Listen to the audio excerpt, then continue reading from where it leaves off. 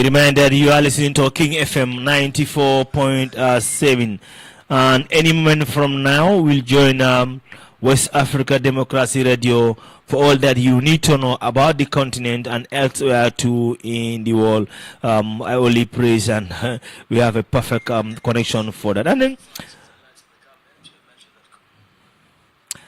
we are not having the perfect connection for our program this afternoon, so I think Pura, we need your help here to see that our programs went successfully anyway.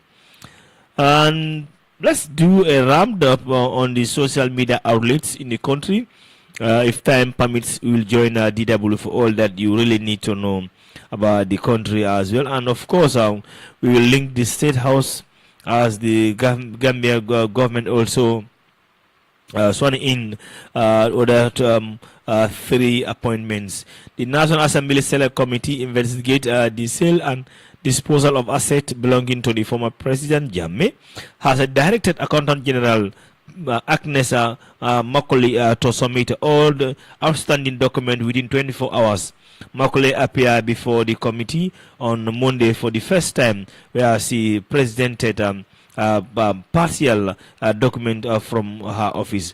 This includes a trust bank account statement, reconciliation of collections and deposit, and a list of pays which correspondent amount collected as well. So, but the committee even asking her to present all the documents regarding the sale of the asset of the former President Jammeh as well. So, and still on the daily podcast, as always, we bring you speed with all the latest in the country and elsewhere as well. So let's try to see whether if we can have a link.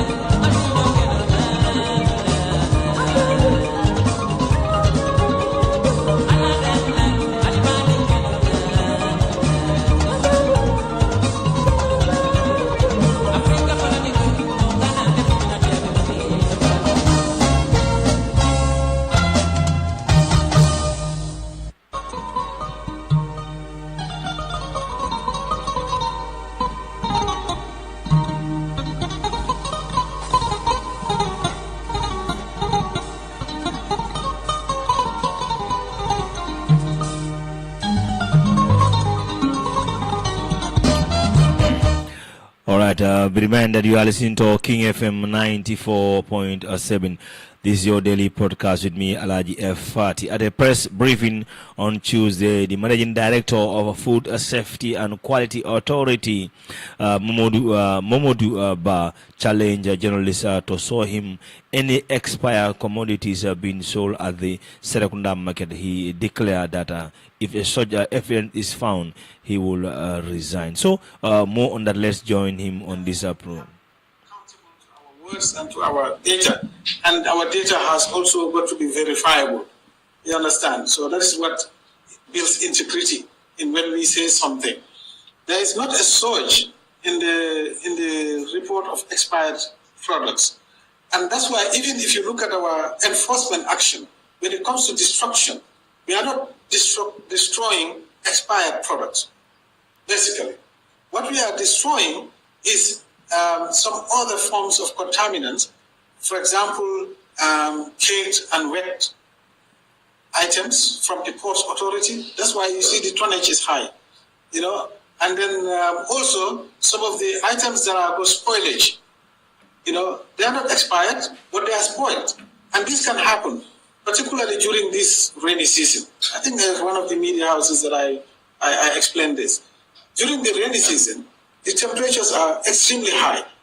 You remember, even when the AC went off for a few minutes, we started really sweating and, you know, feeling very uneasy. So imagine a food product, that is also kept in that environment. What will happen to it? It will spoil very easily, very quickly. It doesn't even have to wait for its expiry date. You understand? It will go bad even before the expiry date. And some of these things, I'm sure in the media, you see some of them buying a tin of food or something, open it, and they are, you know, disastrous. Something what is inside in that tin. It's not about expiry. It's about spoilage. Yeah, so we have to distinguish between expiry and spoilage. But most of the actions, confiscation actions, most of the enforcement actions that we carry are based on spoilage, really, but not expiry. And I think I dare you, when you see expired products, please report it to us. You know? Yeah, I bet you go to the Serekunda market. I have said, no, hang on. I have said this over and over and over. If you guys be reminded you are listening to the daily podcast live on King FM. We take a short break and we'll be back with you soon.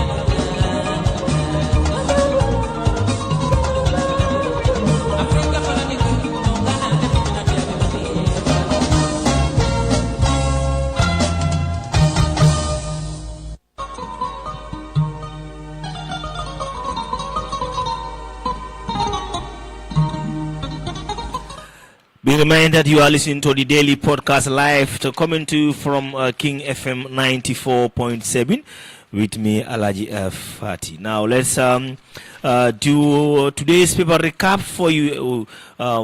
We check what is on the papers this afternoon. The Gambian praise government Saro Rice initiative as a game changer for food security. Government's Saro Rice initiative has received widespread claims from citizens, farmers, and economies for the transformative impact on food security in the Gambia. Launching in 2023, the initiative aims to enhance accessibility affordable and food independence for the Gambia. The Saro Rice Project Initiative leverage the National Food Security Processing and Marketing Corporation, also extensive experience and infrastructure in agribusiness to subsidize rice for all Gambians.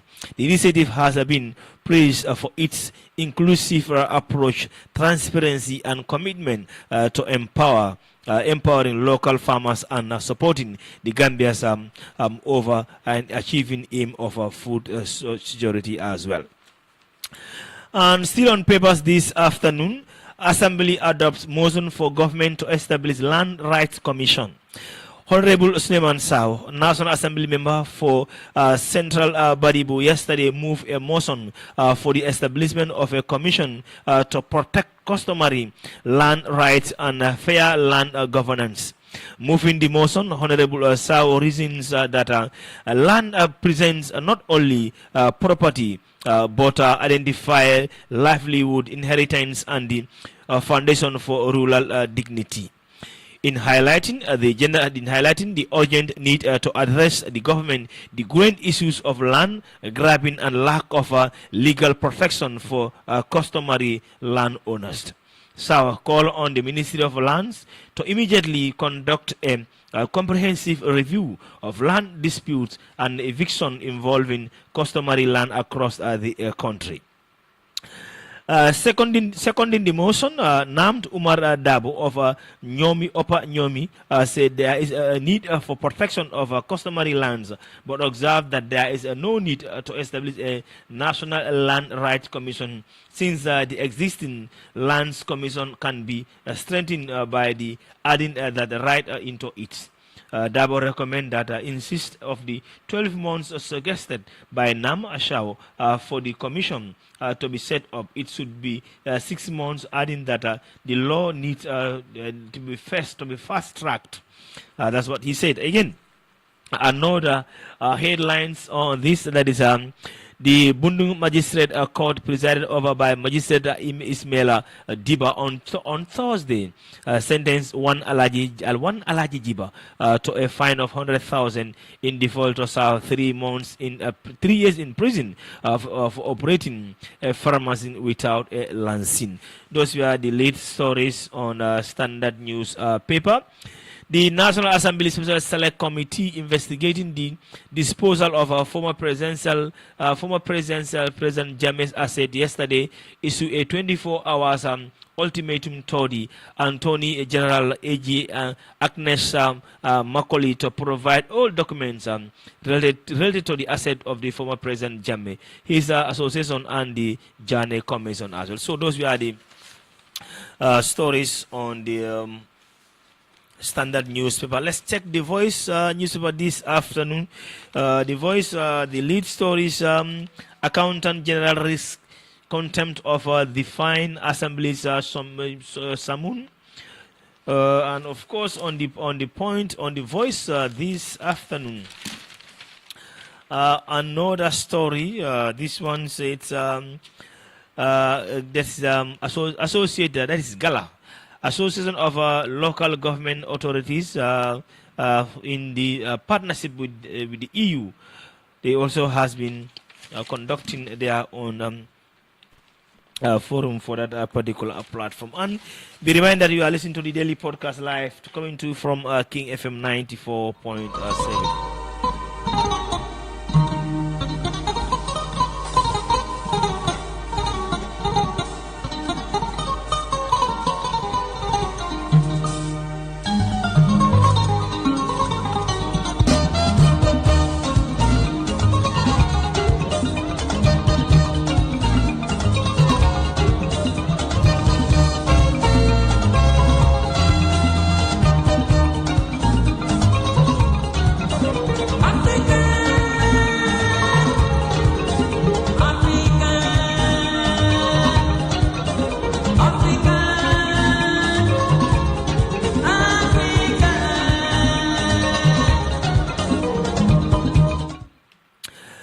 And still on the daily podcast, the Minister of Information, Dr. Ismaila Cisse, today presented the Gambia at a high-level ministerial dialogue on digital cooperation, fostering global digital cooperation for resilience, prosperity, and peace, held on the sidelines of the 78th edition of a United Nations General Assembly in New York.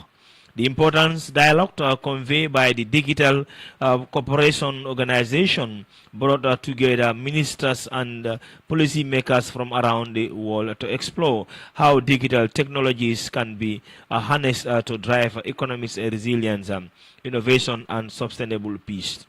In his statement, Honorable Dr. Cisse underscored the centralization of the digital transformation to the Gambia's development agenda as well.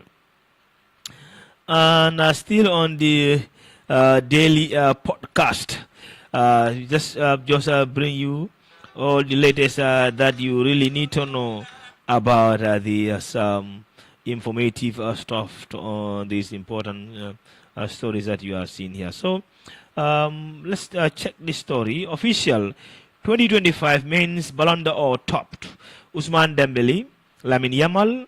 Lamine Yamal, Usman Dembele won the 2020 award after receiving his award at his hometown, Paris, last night, which was very interesting as well as you see things there. And still with the daily podcast, Lamine Yamal with his son there on which still cross-check the other important issues that are on the continent, more especially on the Gambian papers as well. Israel has reacted with a fury to the growing wave of countries recognizing Palestine as a state, denouncing the move as a price for terrorism and warning for consequences for those involved. Prime Minister Benjamin Netanyahu has and his far-right allies have condemned the recognition by nations including the UK, Canada, Australia, and France, vowing to resist any internal attempt to legitimate Palestine statehood outside negotiation. And still on the daily podcast, as we said, let's try to see if we can now have DW roundup as we want to bring you speed with all the latest that you really want to know about DW roundup for you. Yeah. The first high-level general debate at the 80th session of the United Nations General Assembly begins today, September 23, with the main theme, Better Together, 80 years and more for peace, development, and human rights. From September 23 to the 29th, over 150 heads of state and governments would take turns at the UN General Assembly podium to deliver their addresses during this general debate.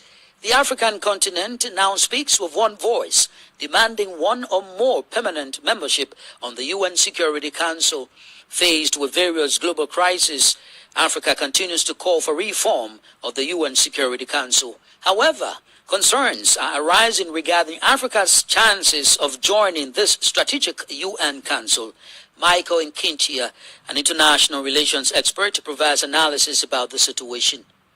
If Africa is to secure a permanent seat on the UN Security Council, as codified in the Charter of the United Nations, 2/3 of the current membership of the UN General Assembly or the UN itself must vote to approve that proposal for the permanent seats on the UN Security Council to be expanded to accommodate more seats, more so give a seat at the Security Council to Africa. Do you believe the current 5 permanent members of the Security Council are truly willing to share their veto power with new members? Since time immemorial, any dominant major world power has consistently refused to share their power with emerging states or emerging powers. Now, one of the most basic concepts in international relations is the concept of power balancing.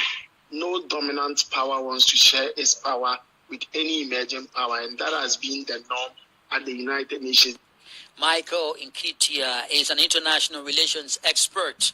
Details of this analysis will come up later in this newscast. Still on matters relating to the UN General Assembly, Liberia's President Joseph Boakai announces the country's commitment to moving from pledges to results in implementing the Beijing Declaration and Platform for Action. The Liberian leader made the statement during the 4th World Conference of Women, which took place on Monday ahead of the high-level discussions. WADR's Monrovia correspondent captured the event and now reports.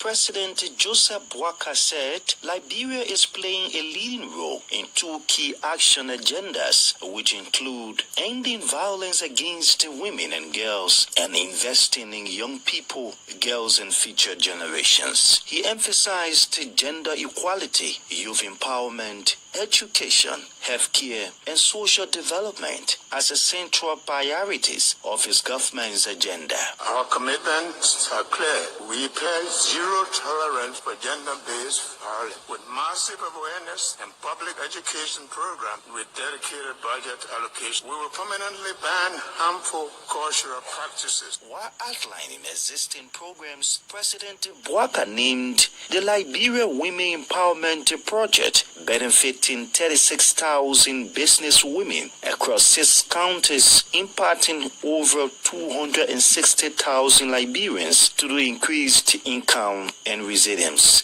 The Liberian leader also announced that during Liberia's upcoming 2-year term on the United Nations Security Council, the country will ensure that the voices of women and youth shape the women, peace and security agenda. Our programs are already changing lives. The Liberian Women Empowerment Project, reaching 36,000 business women across the country, impacting more than 260,000 Liberian lives through increased income, resilience, and growth. Meanwhile, President Boakai reaffirmed Liberia's commitment to working with Africa and the global community to make Beijing Plus 30 a reality for current and future generations. For Newslink on WADR, Abraham Parker, Monrovia. You are still listening to Newslink on West Africa Democracy Radio, broadcasting from Dakar, Senegal. Here is a reminder of our top stories. Provincial results show over 90% yes votes in Guinea's constitutional referendum amid opposition criticism. Alliance of Sahel states official withdrawals from Rome Statute of International Criminal Court, citing imperialist influence and selective justice. Experts react to Africa's quest for permanent membership on UN Security Council. UN calls for peaceful election in Cote d'Ivoire amid political tension. Still ahead, we have press review, guest interview, and sports news. Please stay with us. Fresh and breaking news all the time. Hear it first as the news breaks, only on West Africa Democracy Radio. Newslink continues. Many thanks for being with us. We are streaming live on YouTube at WADR and on Facebook, WADR English Service. Let's take you to Nigeria, a country which has one of the world's highest numbers of out-of-school children, with millions left without access to basic education. In Gambia State, in the country's northeast, authorities have begun a fresh push to enroll children into the classrooms.